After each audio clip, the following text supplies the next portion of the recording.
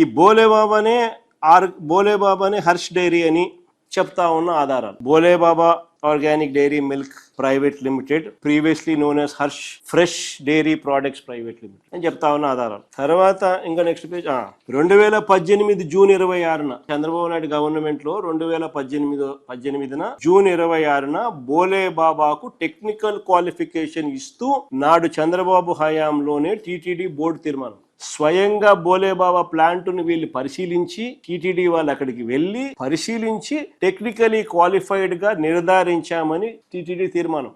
Daily inspect చేసి వీళ్ళని technically qualify చేసినారు. 2018 June 2018 June 26 they were qualified by TTD.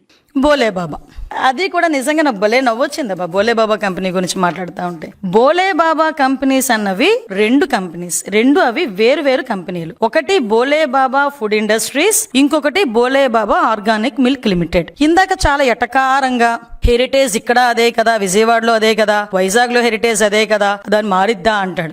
ఏదైనా అంటే ప్రాపర్ వేలో ఒక కంపెనీ పెట్టి వ్యాపారం చేస్తే తెలిసిద్ది. అంతే తప్పించి సూట్ కేస్ కంపెనీలు అలాగే డొల్ల కంపెనీలు పెడితే ఎలాగే ఏడ్చిద్ది నాలెడ్జ్. నేను ఎందుకంటే చెప్తున్నా, ఇక్కడ బోలేబాబా మిల్క్ ఫుడ్ ఇండస్ట్రీస్ అన్నది ఒకటి, అది ధోల్పూర్. అంటే ఇక్కడ విషయం ఏంటంటే అది Bhole Baba organic milk limited. Bhole Baba organic milk limited అన్నది మాత్రమే టీటీడీకి గీ సరఫరా చేసింది. అదే ఈ రోజు సిబిఐ మన ఛార్జ్ షీట్ లో కూడా వన్ ఆఫ్ ద అక్యూజ్డ్ కింద ఈ రోజు ఆ స్కామ్ లో ఉన్నట్టుగా ఉంది. Bhole Baba milk food industries private limited registration number అయితే 229055. Bhole Baba organic milk limited in the sense ఏదైతే స్కామ్ లో ఉందో ఆ కంపెనీ రిజిస్ట్రేషన్ నెంబర్ 10610. సో ఈ రెండు కంపెనీలు వేరు అన్నది చాలా క్లియర్ గా అర్థమవుతుంది. కానీ ఈ ముక్క 5 సంవత్సరాలు సీఎం చేసిన వ్యక్తికి ఎందుకు అర్థం కావట్లేదో నాకు అర్థం కావట్లేదు.